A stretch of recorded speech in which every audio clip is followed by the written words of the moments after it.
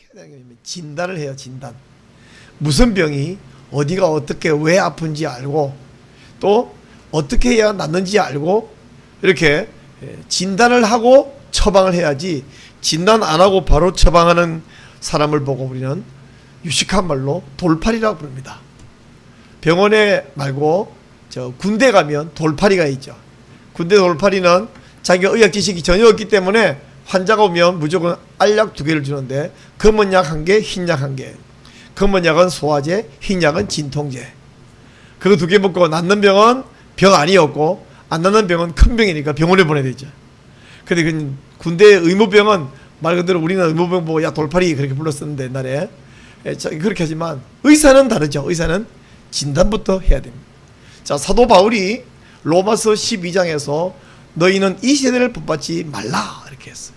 여러분, 로마서는 성경의 66권 가운데 복음을 가장 잘 설명해 놓은 책이잖아요.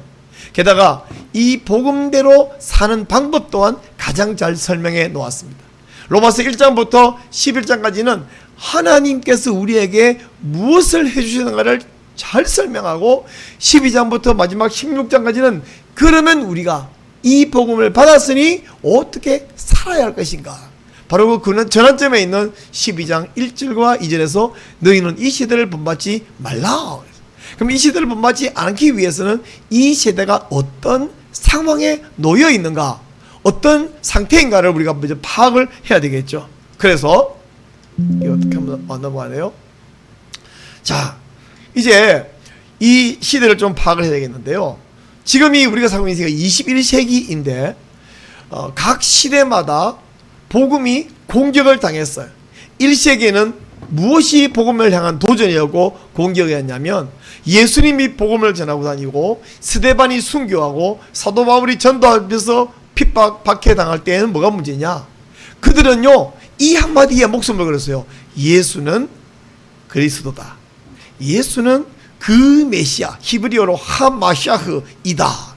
유대인들은 아니다, 예수는 그냥 사람일 뿐인데 그게 지가 신성모독을 하고 있는 것이다. 그래서 예수가 메시아다, 이 한마디에 목숨을 걸어야만 했습니다. 잠시 후에 이제 복음이 막 전해서 이방세계에 전파될 때에 이방인들, 헬라인들 가운데 어떤 사람이냐면 영지주의 이단이 있어요. 이 영지주의 이단은요 플라톤의 후예들입니다. 플라톤이 뭘 주냐면 이데아의 세계를 추구한다 그랬잖아요. 이 사람들은 영은 선하고 물질은 악하다고 생각해요. 근데 선한 신께서, 영이신 하나님이 악한 물질이 되었다고? 이거 이해할 수도 없고 받아들일 수 없으니까 예수님이 육체로 인카네이션한 것은 거짓말이라고 주장을 해야 돼요. 그럼 예수님이 와서 십자가에 못 박히고 우리 함께 거닌 건 뭔데? 그랬더니 그건 그냥 그런 것처럼 보였을 뿐이다, 가현설을 주장합니다. 이런 사람들에게 사랑의 사도라 불렸던 사도 요한이 예수님의 육체로 오심을 부인하는 자는 곧 적그리스도의 영이라고 강경하게 말씀해요. 자, 그런가 하면 또 한 가지 문제가 뭐냐면 바울이 열심히 복음 전할 때에 유대인들이 예수를 배척하다가 이제 유대인들이 예수를 받아들인 사람이 있는데 이 복음 받은 유대인들이 뭐냐면 예수님 믿는 건 좋다, 근데 그와 동시에 율법을 지키고 유대인으로 살아야 해. 그래서 이방인 너희들도 율법 지켜. 율법 지키는 대표가 뭐냐면 할례를 받는 거예요. 할례를 행하고 그리고 예수 믿어야 된다. 사도 바울이 아니야. 갈라디아서에서 어떤 사람이 하늘에서 내려온 천사를 할지라도 우리가 전한 복음, 예수 믿고 구원받는 복음 외에 율법을 행하여라, 선을 행하라, 선으로 구원받는다, 행위로 구원받는다고 말하는 율법주의 행위 구원론에 대해서는 저주가 있을지어다, 이렇게 강경하게 선언합니다. 또 1세기에는 복잡하고 문제가 많았습니다. 지금 보세요. 예수 그리스도다, 이 말에 목숨 걸어야 하는가 하면 예수님이 육체로 오신 것이 가짜다라고 말하는 사람에게 적그리스도라고 말하죠. 그런가 하면 예수 믿되 행위와 믿음이 둘 다 합쳐져야 된다고 주장하는 사람들에게 저주를 선포했죠. 또 한 가지 문제가 있습니다. 복음이 로마 세계에 전파되니까 로마인들은 통치를 쉽게 하기 위해서 황제는 사람이 아니라 신이라고 주장합니다. 그러나 이 예수쟁이들은 아니요, 예수만 신이지, 삼위 성부 성자 성령 삼위 하나님만 신이지 황제는 사람이지 신 아니다. 그래서 예수만 신이다. 자 보세요. 유대인들하고는 예수는 신이다. 이 헬라인들에게는 예수는 신이면서 동시에 사람이다. 또 로마인에게는 예수만 신이다. 자, 되게 복잡하잖아요. 예수는 신이다. 예수만 신이다. 예.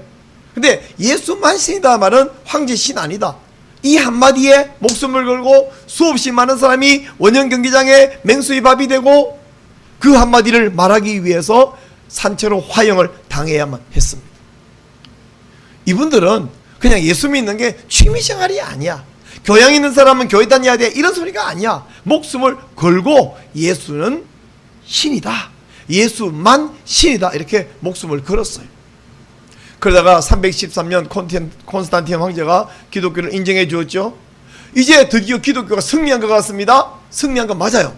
근데 한 100년 아닙니다. 한 1000년 지나가니까 와 막 1000년 왕국이 이루는 것 같은데 문제가 뭐냐면 교회가 너무너무 커지니까요. 교황이 황제 위에 있다고 주장을 하기 시작합니다. 그때쯤에는 권력을 누리니까 더 많은 권력을 누리기 위해서 이 사람들은 돈 많이 내는 사람들에게 구원이 있다고 거짓말을 가르치는가 하면 어떤 사람들은 행위로 구원을 받는다는 행위 구원을 주장하기 시작합니다. 또 세속에 타락한 교회가 꼴보기 싫어가지고 어떤 경건한 사람은 수도원으로 들어가가지고 거기서 깊은 수양을 하는데 깊은 수양을 할 동기는 좋았는데 조금 지나면 어땠냐면 자기들이 얼마나 금식을 많이 했는지 얼마나 돌을 깊이 닦았는지가 곧 인간의 선이 되는 거잖아요. 그래서 수도원 운동한 것이나 세속 운동의 결과가 똑같습니다.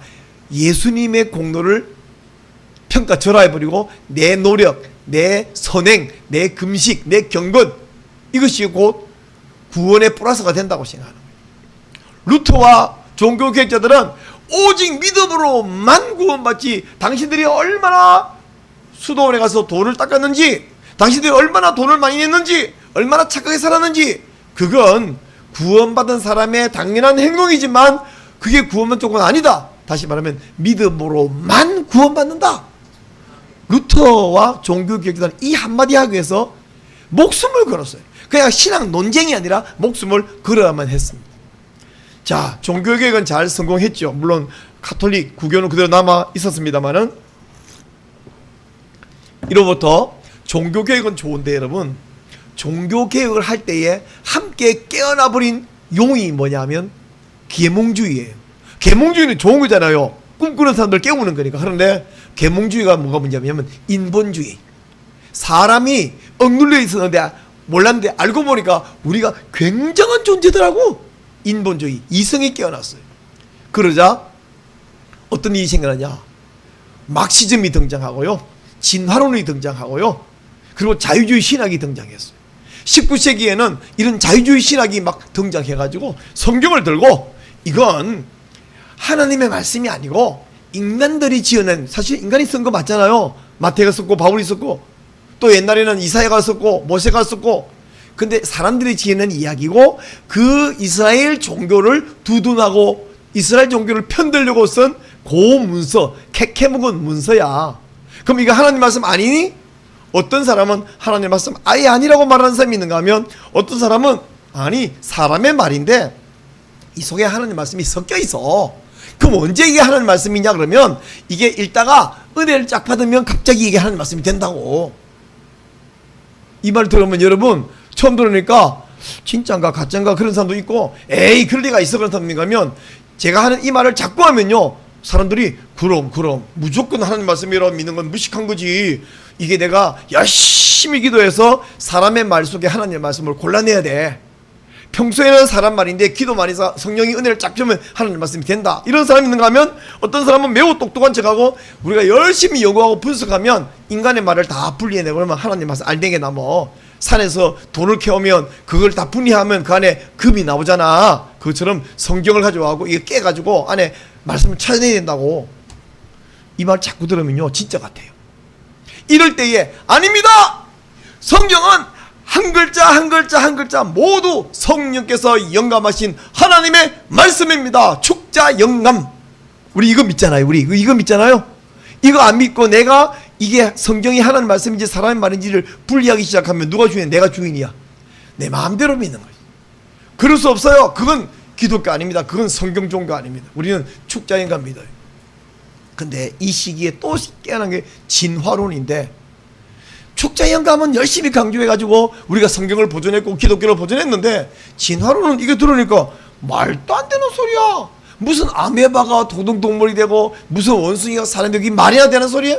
그런 소리를 성경에 이 강단에서 그 귀한 거룩한 시간에 그런 말같지도 않은 소리를 해가지고 허비할 필요가 있어 없어? 없어. 그래서 무시해버렸어요. 무시하니까 사라졌으면 얼마나 좋겠습니까마는 오늘날 어떻게 되냐? 전 세계에 진화론은 정설, 학설, 과학이 되고 창조론은 미신, 일부 몰직한 사람들끼리 자기네끼리 믿는 미신이 되어버린 창조론은. 심지어 일부 똑똑하고 머리가 좋은 교인들, 목사들, 박사들도 공부를 하다 보니까 진화론은 과학이고 성경은 무식해갖고 이래가지고는 세상 선배에게 접근을 못할 것 같아. 그래서 어떡합니까? 유신진화론이라는 걸 만들어냈어요. 유신진화론은 하나님이 세상을 창조할 때 진화되는 방법, 진화하는 과정을 통해서 창조했대. 하나님이 그렇게 능력이 없어갖고 진화 방법으로 창조해야 됩니까? 유신진화론은 하나님을 성경을 진화론에 끼워다 맞춘 거예요. 그건 믿음이 없는 거예요. 그건 말만 유신진화론이지 사실은 하나님을 무시하고 진화론을 인정하는 겁니다. 진화론은 유신진화론은 그냥 진화론하고 차이가 하나도 없다고 보면 됩니다. 근데 문제는 우리는 그렇게 믿는데 세상은 어떻게 해요? 진화론이 정설이 되어버렸다니까요. 오죽하면 일부 목사, 일부 학자들이 세상에 유신 진화론 같은 것을 주장하면서 그렇게 제정신 아닌 소리를 하게 됐을까요? 지금 이제 진화론은 뒤집을 수가 없는 상황이 됐는데, 오늘날 21세기에 어떤 상황이 됐느냐? 오늘날 네오막시즘, 막시즘이 실패했잖아요. 소련, 중국 공산주의자 실패했잖아요. 그러니까 이거 갖고는 안 되겠다 싶으니까 막시즘이 새로운 방법으로 된 게 네오막시즘, 신마르크스주의자들인 그 뿌리에서 나온 것이 뭐냐? 젠더주의, 젠더 이데올로기입니다. 젠더라고 하는 것은요, 우리는 성은 남자, 여자 이 두 개예요. 영어로 말하면 sex, 섹스, 이것은 남성, 여성을 뜻하는 것입니다. 근데 그거 말고 젠더라고 하는 것은 사회적인 성이다. 이 젠더 이데올로기, 이걸 온 세상을 막 점령해 나가고 있는데 유럽이 다 무너졌고 호주, 뉴질랜드, 저 미국, 캐나다 다 무너졌고 이 OECD 국가 가운데 대한민국 하나가 남아있어요. 오직 이거, 그러면 이 젠더주의자들이 치열하게 경쟁하고 있는데 전 세계에서 안 무너지고 젠더 이데올로기를 버티고 차별금지법 통과 안 시키도록 이겨내고 있는 나라는 오로지 대한민국 하나 남았어요. 하나 남았어요. 많은 나라 중에 한 개가 이거 유일하게 우리 하나 남았습니다. 제 친구 캐나다에서 목회하다가 서울 와서 목회하는 친구는, 거기는 목사가 이제 국가에서 목사 자격증을 주거든요. 그러면 동성애자가 와가지고 줄여달라고 하면 줄여 해줘야 돼요. 안 해주면 불법이고 죄가 됩니다. 우리 미국에서 동성애자가 결혼 축하 케이크 만들어달라는데 안 만들었다가 그 제가 좀 문 닫은 이야기도 알고 계시죠. 그래서 많은 목사들이 목사증을 반납을 한대요. 그 동성애자 결혼식 줄에 안 해주기 위해서. 그게 캐나다의 실정입니다. 현재 오늘날 우리나라 젠더주의자들이 집요하게 전쟁을 하고 있는데 우리는 지금 여기서 버티고 있는데, 얼마나 감사하게도 몇몇 깨어난 사람들이 앞장서서 이것을, 처음에는 우리도 저도 몰랐어요. 이게 뭔데 그거? 여러분, 성평등하고 양성평등하고 그거 비슷한 말 아닌가요? 성평등, 양성평등 혹시 차이를 아십니까?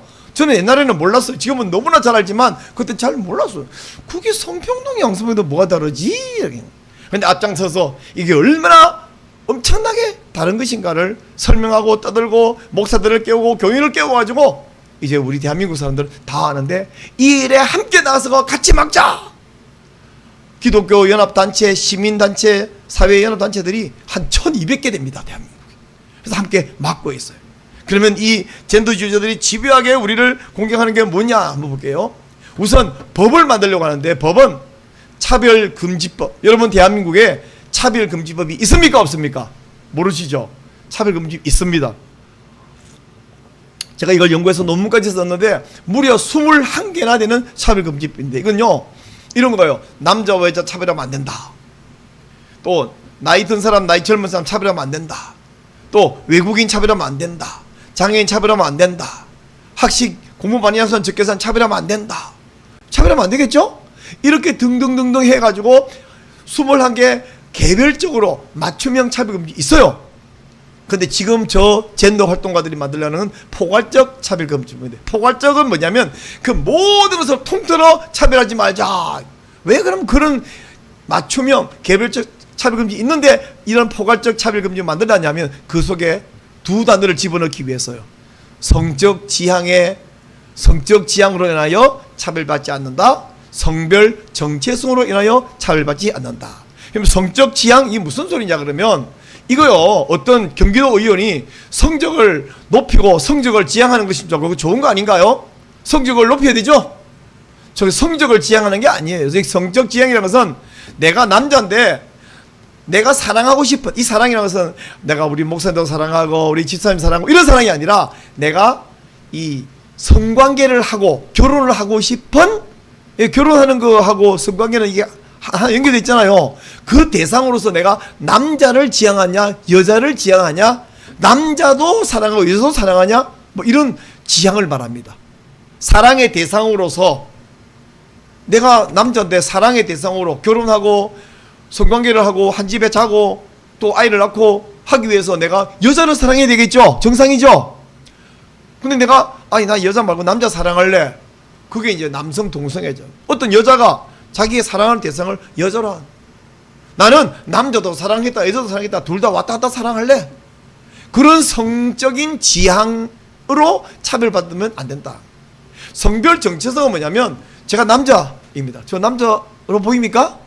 근데 여러분 저는 남자인데 저 법이 만약 통과되면 남자처럼 보인다고 해서 남자라고 불렀다가는 큰일 납니다. 범죄자가 될 수 있어요. 내가 남자인지 여자인지 왜 당신이 결정하냐? 나한테 물어보지도 않고.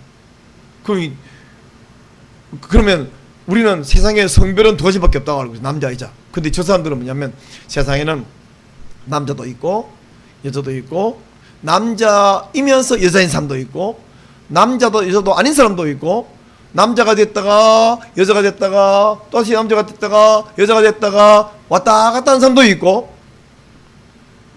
그러면 그런 것이 몇 종류냐고 했더니 전에는 한 30종류 된다 그러더니 얼마 지나니까 한 50종류 된다 하더니 요새는 한 70종류가 된대요. 지들은 다 외우나? 70종류를? 아니 세상에 어떤 남자가 지가 남자가 싫다고 옛날에는 야 너무 남자가 남자답게 행동 안 하면 농담으로 그랬어요. 야 인마 그 풀을 떼버려라. 요즘 그런 말 하면 큰일 나요. 진짜 떼버린 사람이 많이 있어요. 그래 좋아. 원래 저는 아주 어이가 없었지만 어쨌든 지가 원래 남자였는데 수술해가지고 이제 여자로 해가지고 호르몬 주사 먹고 여자 다니면 여자로 인정해주기 싫은데 어쨌든 남이 봐도 여자 같아 보여요. 그죠?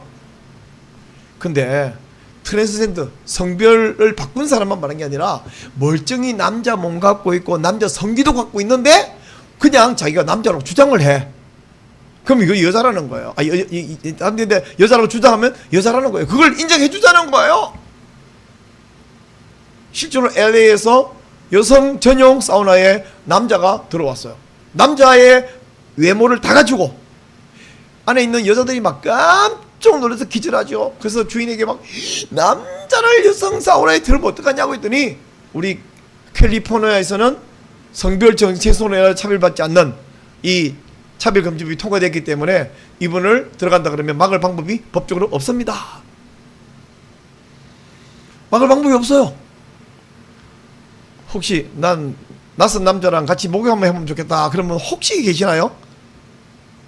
제가 길에서 외칠 때 여기 지나가는 행인 여러분 낯선 남자랑 목욕하고 싶은 분 계십니까?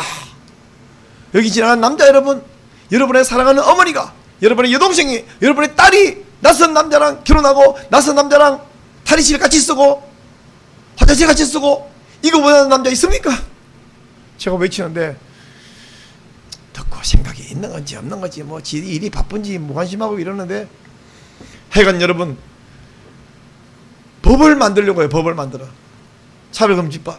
근데 이 포괄적 차별금지법 하나 만들려다가 안 되겠으니까 이름도 다양한 생활동반자법, 아동기본법안 무슨 법이 얼마나인지 제가 다 세봤더니 무려 16가지예요. 16가지. 비슷한 그 내용을 담았는데 이름을 계속 바꿔가면서 법을 계속 발의한 그 발의하는 앞장서는 몇몇 원흉이 있어요. 박주민이, 권인숙이. 그런가 하면 이번에는 또 각종 조례를 제정합니다. 경기도에서 경기도 도민 성평등 기본조례 이런 걸 만들어요. 또 경기도 학생인권조례, 서울시 학생인권조례, 충남 학생인권조례 조례를 계속 만들려고 합니다. 그리고 뭐 국가에서는 또 국가인권정책 기본조례 이런 걸 조례를 만들어요. 조례는 법 밑에 있는데 이 조례가 법에서 없는 내용을 담아가지고 조례를 만드는 건 원래는 상위법이 위반되는 이런 조례는 불법인데 불구하고 이 불법을 막 만들어가지고 그 조례를 막 시행을 해대고 있습니다. 그런가 하면 교과서 안에 학생인권조례는 학생판 차별금지법이에요. 근데 교과서 안에 온갖 종류의 이 젠더 이데올로기, 성혁명 사상을 집어넣어가고 학생들에게 가르치는 거예요. 선생님이 수업 시간에 이 교과서대로 가르쳐야 돼. 그런 책을 마구 만들었어요. 우리나라 교과서는 5년마다 한 번씩 이 교과 과정을 만들고 그 교과 과정에 따라서 교과서를 만들어서 5년 가르칩니다. 그게 2017년에 끝나고 2022년 연말에 끝나고 2022년에 우리가 교과 과정 안에 혁명사상 집어넣은 거 빼라고 얼마나 반대하고 그 초이 영하 10도에도 길에 나가서 외치고 길에서 퍼레이드하고 얼마나 싸우는지 모릅니다. 지금 많이 삭제하고 빼고 지금도 전국의 교육청마다 우리 활동하는 이런 성도님들이 다 성도님들이에요. 피켓 들고 교과서에서 성명사상 내용을 빼주십시오. 그 앞에 시위를 계속해서 하고 있습니다. 조기성애화. 이번 유네스코 같은 단체는 아주 좋은 단체 같잖아요. 근데 유네스코 이는 유엔 산하단체인데 유네스코에 나온 책자 가운데는 5세 아이들에게도 자위행위를 가르쳐야 된다. 이렇게 써놨어요. 5세가 어떤 나이인지 한번 상상해 보세요. 그런가 하면 해마다 전 세계에서 퀴어 축제, 퀴어 프레이드를 합니다. 우리 서울에서도 계속해서 퀴어 프레이드 하다가 대학로에서 하다가 신촌에서 하다가 2015년 고 박원순 시장으로 있을 때에 서울시청 앞에 있는 잔디 광장에서 퀴어 축제를 했습니다. 그때부터 우리가 이거 막아야 된다 해서 퀴어 축제 반대 국민대회를 처음으로 시작했어요. 자, 그런가 하면 저쪽 사람들하고 행동하는 사람과 달리 일부 타락한 목사, 일부 타락한 신학자들이 무슨 못된 짓을 하냐면 퀴어 신학이라는 걸 만들었어요. 이 성경책보다 더 두꺼운 퀴어 성경 주석이라는 걸 구약 신약 따로 이미 만들어 놨습니다. 퀴어 신학을 연구한 우리 박사의 보고서를 받아가지고 제가 처음에 그 단어를 들을 때 화가 났어요. 퀴어가 어떻게 신학이 될 수 있느냐. 근데 이 보고서, 이렇게 두꺼운 보고서를 다 보니까 세상에 이 퀴어 신학이요, 신론, 기독론, 성령론, 교회론, 구원론, 종말론 모두 퀴어 신학 체계를 만들어 놓은 거 있죠. 이대로 냅두면 좀 있으면 진화론은 정설이 되고 진화론은 과학이 되고 우리 창조론은 미신처럼 취급받는 것처럼 내버려두면 퀴어 신학이 아주 폭넓은 사상이 되고 우리처럼 개혁주의 믿는 사람들은 아주 고리타분한 사람, 말이 안 통하는 사람들, 아주 왜곡적인 사람으로 취급받는 그런 시대가 오도록 만들려고 하고 있습니다.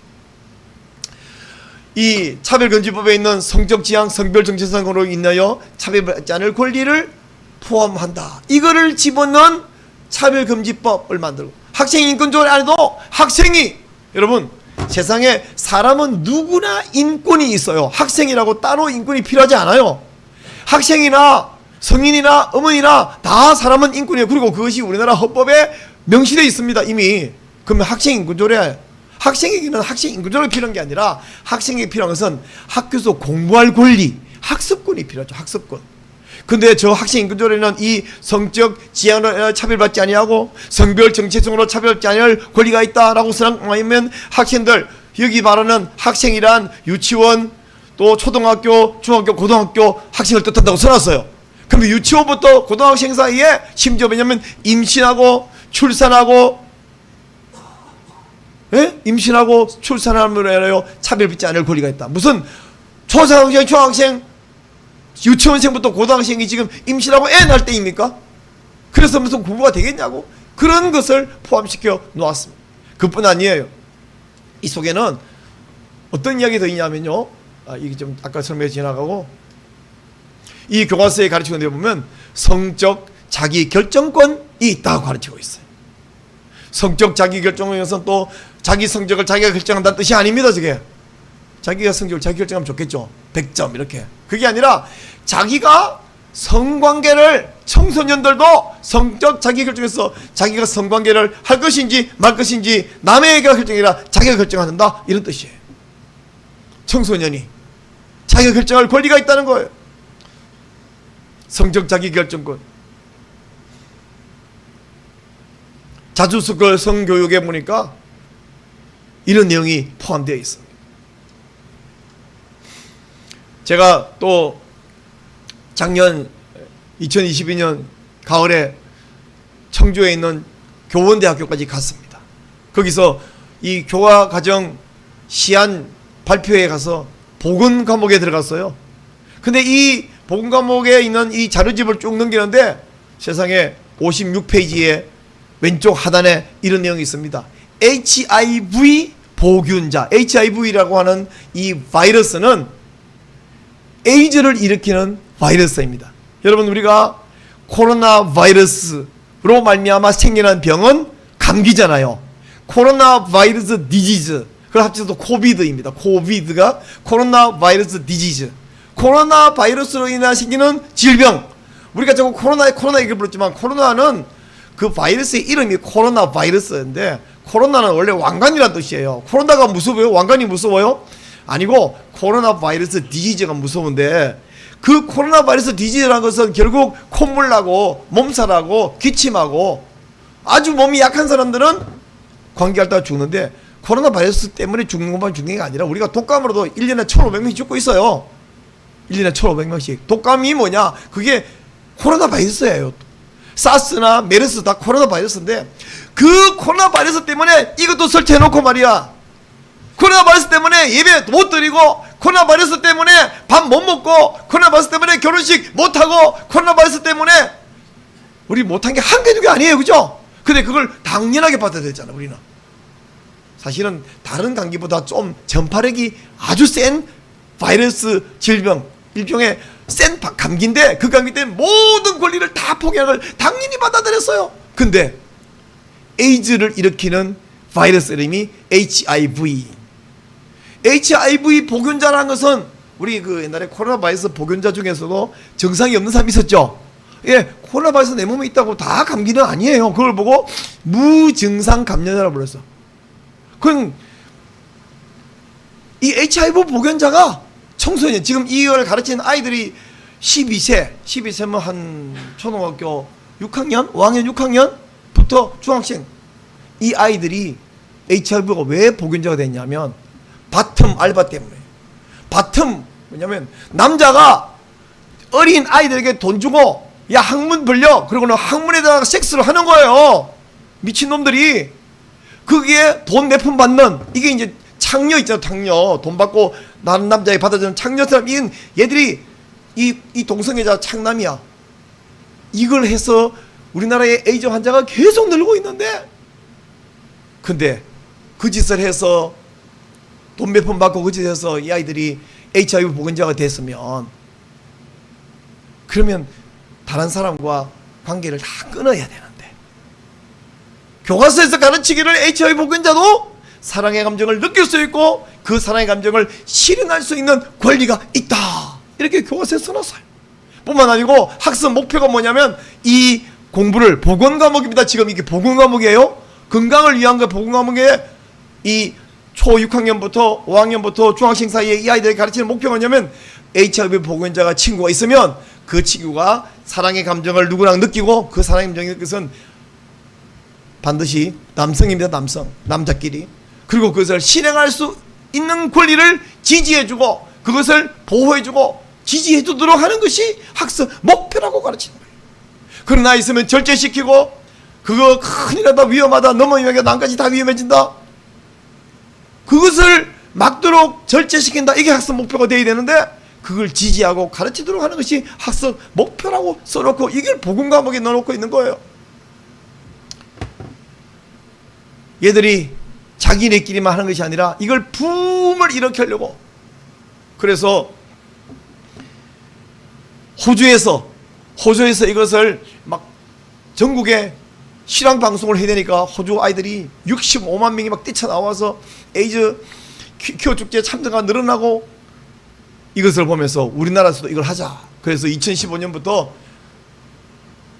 박원순 시장에게 허락받아서 서울시청 광장에서 큐어 축제를 했습니다. 그리고 여러분 우리나라 조선시대부터 지금까지 630년 동안 광화문에서부터 서울시청 지나서 숭례문 지나서 서울역으로 가는 그 길은 우리 수도 서울의 중심 대로거든요. 10차로 왕복 10차로 그 길을 퍼레이드를 하려고 하는데 우리가 저는 그때는 사실은 그냥 한쪽 구덩이에 그냥 한 교인 몇 명 들고 참석하는 참가자였을 뿐입니다. 지금처럼 앞장서지는 않았는데 목사님들이 나서서 이걸 막았어요. 그래서 이름을 만들었어요. 큐어 축제 반대 국민대회. 그래서 이게 이름이 너무 기니까 줄여갖고 저는 국민대회 이렇게 말하는 국민대회를 만들었어요. 그리고 대한문 앞에 거기에 이제 모였어가지고 하니까 이 서울시장하고 맞은편에서 이쪽에서 퍼레이드를 하다가는 양쪽에 충돌이 난다. 그래서 이쪽에 허락을 안 하니까 저쪽 을지로 쪽으로 자기들 퍼레이드 하고 오고 이렇게 했습니다. 계속 하다가 코로나 기간에 이 사람들이 코로나 때문에 2년간 큐어 퍼레이드를 안 했어요. 그래서 우리도 반대할 필요가 없으니까 안 하고 있다가 2022년에 다시 시작했습니다. 그래서 국민대회가 2022년에 했는데 한번 그림을 한번 보세요. 어디가 사람이 많습니까? 제가 아무리 봐도 저 서울광장에는 저게 뭐 한 5,000명이나 10,000명밖에 안 돼 보입니다. 아무리 많이 잡아도 10,000명이 넘지 않을 것 같은데 근데 우리 반대 국민대회 길 5차로 가득 채워서 쫙 우리 그렇지 그런 거 있잖아요. 몇 명인지 모를 때는 주최 측 추산, 경찰 추산 우리는 저걸 목표를 10만 명 잡았기 때문에 몇 명인지 모르겠지만 10만 명이었다고 그냥 선포하고 끝냈습니다. 하여간 10만 명 이렇게 모였어요. 올해는 우리 30만 명 모이자. 근데 30만 명 안 되는 것 같고 몇 명인지 모르겠어요. 한 작년에 10만 명, 올해는 그냥 15만 명이라고 하고 끝내자. 그래서 우리 이제 15만 명 모였다고 이야기를 하고 있습니다. 근데 우리가 이 자리를 차지하고 있으니까 저 큐어 죽게 하는 사람들이 올해는 아예 저 장소도 허락을 안 해가지고 을지로 가서 했죠. 얘네들이 중앙대로로 퍼레이드 못하게 하고 막고 있는 이것이 바로 우리가 앉아있는 이 자리가 동성애와 큐어 축제와 퍼레이드를 막는 거룩한 방파제이다. 이름을 명명해서 작년부터 우리가 이것을 거룩한 방파제라고 부르게 되었습니다. 거룩한 방파제. 자 여러분 바닷가에 가면 어촌 말에 가면 방파제가 있습니다. 방파제가 없으면 파도가 계속 치면 흙이 다 실려가지고 도로도 유실돼 버리고 나중에는 마을도 유실돼 버릴 수 있고요. 배들이 파도에 다 깨져 버리고 다 떠내려가 버릴 수 있습니다. 그래서 방파제를 만들어 놓죠. 근데 방파제를 어떻게 만드냐?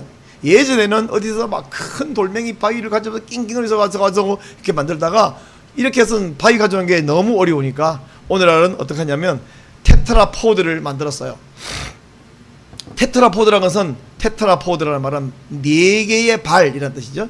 이 발이 4개 달려있는 거대한 콘크리트 구조물입니다. 이 테트라포드를 콘크리트로 생산해가지고 바닷속에 빠뜨립니다. 깊은 데는 뭐 10m, 20m 그러면 거기에 막 수십 개, 수백 개, 수천 개 들어가겠죠. 그리고 위에는 한 3, 4층만 이렇게 보니까 밑에 얼마나 되는지 우리는 모르는 거잖아요.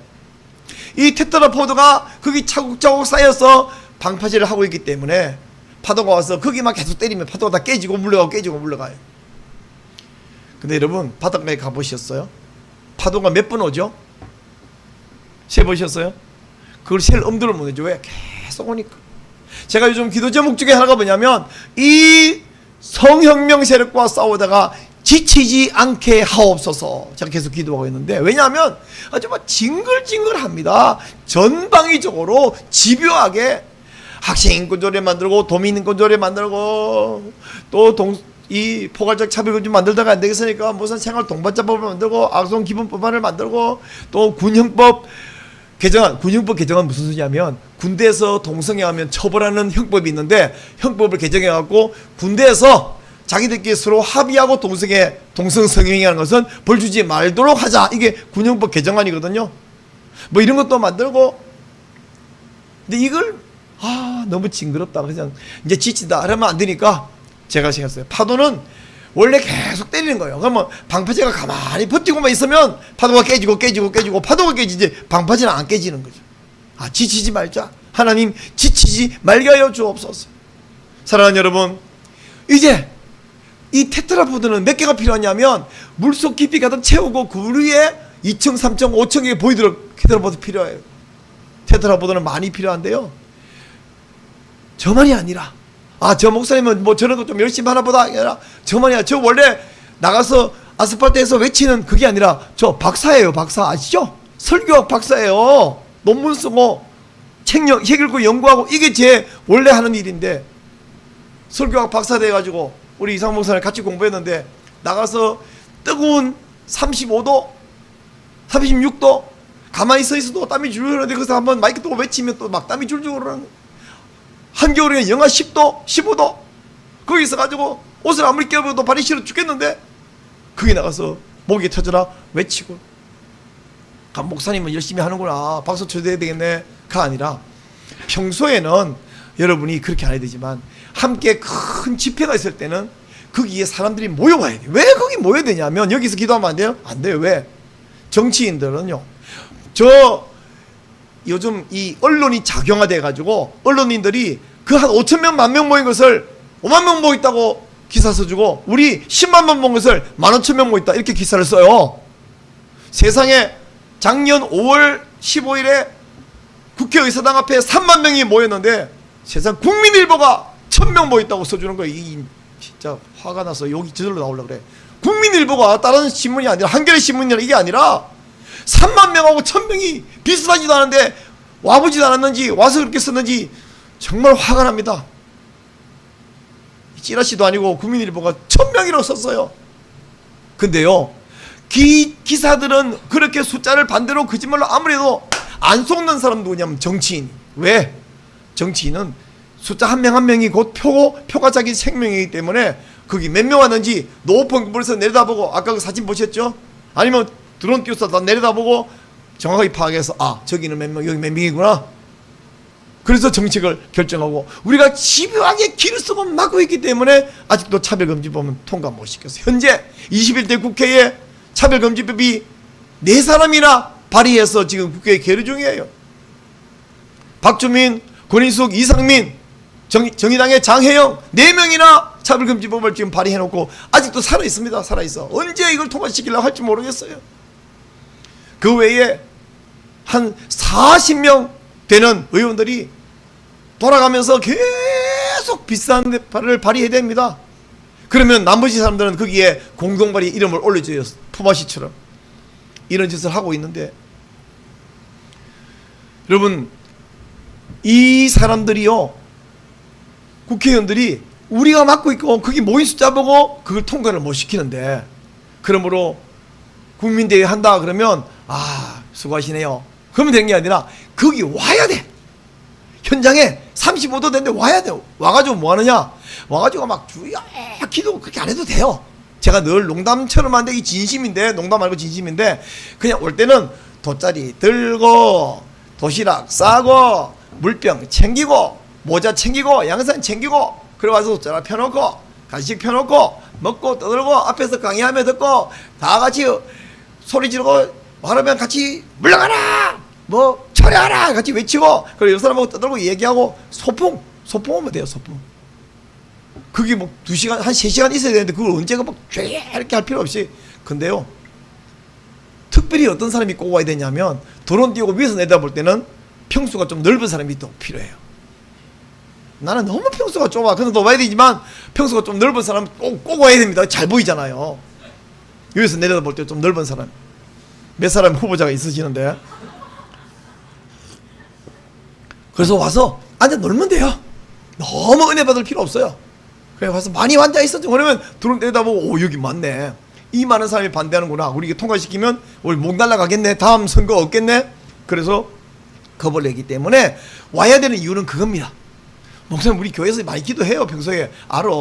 하나님은 그걸 보지만 사람은 모인 숫자만 보기 때문에 평소에 하나님께 기도하고 저는 행사가 있을 때 이번에 쿠웨이트 반대 국민대회 합니다. 그러면 목사님 관광하면 목사님 잘 다녀오세요. 이게 아니라 언젠데요? 몇 시간인데요? 같이 갑시다. 가지고 데리고 나오면 돼. 애고 어른이고 저기 뭐야 전철 못하는 거동불편하신 분은 그거 아주 괜히 잘못 넘어지거나 안 되니까 그런 장애인 아주 연로하신 분 외에 그냥 정상적으로 활동하는 모든 사람은 그 우리가 토요일날 하잖아요. 토요일날 특별한 직장 외에는 시간 낼 수 있잖아요. 현장에 나와서 함께 방파제가 되고 평소에는 교회에서 기도해주고 행사 있을 때는 현장에 나와주고 여러분 올해는 벌써 지금 9월 말이니까 상관없는데 내년 여름에 저 사람들이 키워 축제 안 하면 우리도 국민대회 안 해요. 하면 우리는 맞불 집회 해야 됩니다. 내년에도 맞불 집회 이제 키워 축제 반대 국민대회 별명이 거룩한 방파제인데 거룩한 방파제 모임 있으면 현장에 오실 거죠? 오신다고 할 때까지는 계속 할 거예요. 현장에 오실 거죠? 현장에 안 나오면 여러분은 천국에 못 갑니다. 농담이에요. 그러나 그 정도로 내가 간절하다는 이야기예요. 현장에 나와서 거기서 광야설교 몇 명인가 이렇게 볼 겁니다. 제가. 자 여러분 지금 그 4명의 발의자 가운데 정의당의 장혜영, 또 민주당의 박주민, 또 이상민, 권인숙 4명 가운데 비례대표인 사람 나누고 이 박주민 의원이 은평구 응암동 제가 사는 용인에서 응암동 멀어요. 차가 밀리면 1시간 40분 밀리면 한 2시간 걸려요. 2시간이면 제가 대전보다 더 많이 걸은 거지. 용인에서 대전보다. 그래서 가서 1시간 규탄 집회하고 어떤 날은 비가 짱띠비로 퍼붓고 어떤 날은 뜨거워 죽겠고 가서 1시간 목이 터지라고 외치고 그리고 12시 반 됐으니까 밥 먹고 그리고 집에 돌아오면 오후가 돼. 하루가 다 날아가요. 이걸 매주 하는데 벌써 지금 16개월째 하고 있습니다. 그러고 있는 중에 권인숙이라는 이 비례대표 의원이 용인시 갑 지역에 출마를 하고 싶어서 지역구 출마하고 싶어서 사무실을 냈다는 소식을 알고 7월 중순부터 박주민 규탄 집회도 하면서 동시에 용인에도 하자. 월요일마다 11시에 권인숙 규탄 집회 내일 또 합니다. 내일도. 지금은 좀 시원해서 좀 나은데 지난주까지만 해도 햇빛에 서 있으면 날씨는 안 더운데 햇빛에 서 있으면 얼마나 더운지 몰라. 그것 때문에 햇빛. 권인숙 규탄 집회 제가 권인숙이 어떤 법안을 발의했고 그 법안은 무슨 문제인지 조목조목 써서 그것을 앞에서 계속해서 발표하고 있습니다. 여러분 여기서는 제가 용인까지 오시라기엔 너무 멀어서 제가 용인 근처에 하면 당장 나오라고 연장이. 근데 나오지 못하면 할 수 있는 게 2가지 더 있어요. 기도를 해줘야 됩니다. 또 한 가지는 기도만 하면 안 되고요. 사람이 모이니까 꼭 돈이 필요해. 왜? 모이면 밥은 먹어야 되는데 굶고 힘 빠지니까 그냥 우리가 내 주머니 털어갖고 밥 사 먹고 커피 마시고 혹은 현수막 달고 핏게 만들고 모든 돈이 필요합니다. 여러분 사람과 돈이 있어야 규탄 집회가 가능합니다. 지난주에도 월요일날 이렇게 모여서 열심히 떠들고 그리고 또 우리 합신 총회에 다녀왔습니다. 이번 총회에 가서 제가 합신 동성애 대책위원회 위원장이 돼버렸어요. 제가 위원장 이름이 5개나 있어요.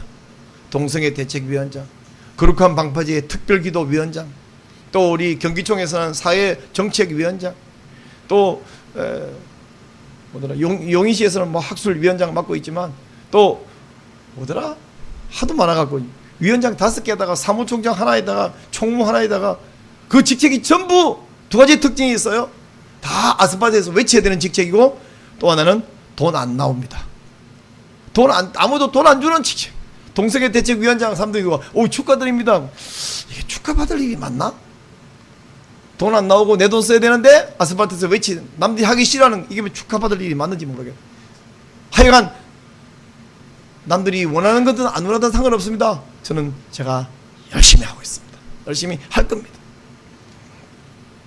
여러분, 이 일을 위해서 계속해서 기도해 주셔야 되는데, 이 PPT 제가 교회에 남겨 놓았으니까 이 기도 제목을 우리 성도들 또 기도회 때마다 좀 나눠서 같이 기도해 주시기를 바랍니다. 제가 지금 모니터는 조그만하고 얘는 맡고 있으니까 글씨가 흐릿하게 잘 안 보이는데, 하면 읽으면서 기도하면서 한번 읽겠습니다. 시작. 포괄적 차별금지법, 생활동반자법, 아동기혼법안 등 16종류의 악법 제정을 막아 주옵소서. 국가인권정책 기본계획이 폐지되게 하옵소서. 7지역의 학생인권조례가 폐지되게 하옵소서. 교과서에서 성혁명 내용이 물러가게 하옵소서. 전국의 동성애 퀴어 축제가 사라지게 하옵소서. 한국교회가 그릇성을 회복하고 부흥하게 하옵소서. 성혁명 세력과 싸우면서 지치지 않게 하옵소서. 마지막 기도가 참 중요해요. 지쳐요. 이제 막 사람들이 한 잔마다. 그러나 지치지 말고 그냥 재미있다, 우리 모여자, 그냥 오늘도 한번 운동한다. 남들은요 조기축구에 가서 땀 뻘뻘 공차하는데 우리는 공차는 만큼 땀나지는 않거든요. 우리 막 서로 부딪혀가 다치는 데도 없고, 그냥 아직까지 우리가 이거 외친다고 잡아가는 사람도 없고, 군인숙 물러가라 아무리 외쳐도 경찰이 와서 보호해주면 보호해주지 잡아가지 않아. 다행히 얼마나 좋은 나라인지 몰라요. 그래서 지치지 않게 우리 신나게 하자, 재미로 하자, 재밌다고 생각하자, 이렇게 하고 있는데, 이렇게 계속해서 기도하고 있습니다. 여러분, 저와 함께 한번 찬송한 이후에 이 기도 제목 꼭 한번 간절히 기도하겠습니다.